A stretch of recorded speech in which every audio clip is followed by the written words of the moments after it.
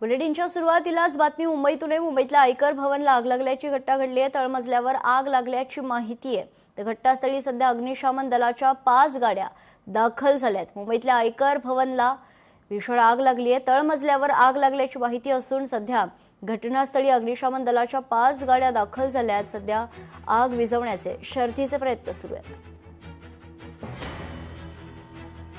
सविस्तर माहिती जाणून घेऊयात। आपले प्रतिनिधी उमेश करंजकर आपल्यासोबत जोडले जात आहेत। उमेश, काय सविस्तर माहिती? मुंबईतल्या आयकर भवनला आग लागल्याची माहिती आहे।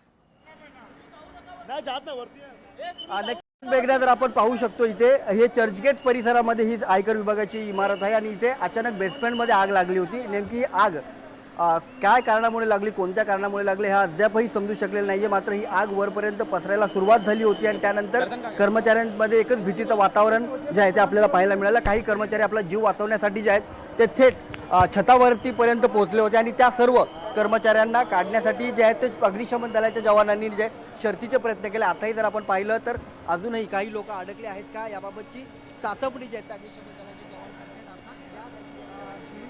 आता जवळपास 2 ते 3 लोकांना खाली उतरवण्यात आलेलं आहे आणि कोणी अडकले का आता याबाबत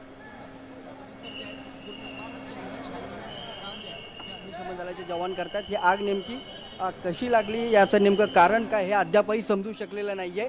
मात्र शॉर्ट सर्किटमुळे आग लागली असण्याची शक्यता नाकारता येत नाहीये।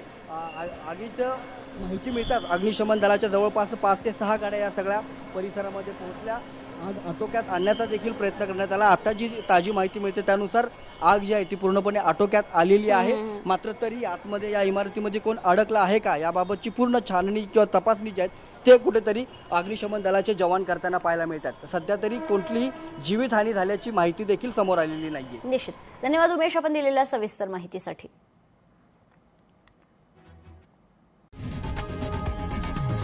लोकशाही मराठी ऐका, पहा, जागरूक रहा।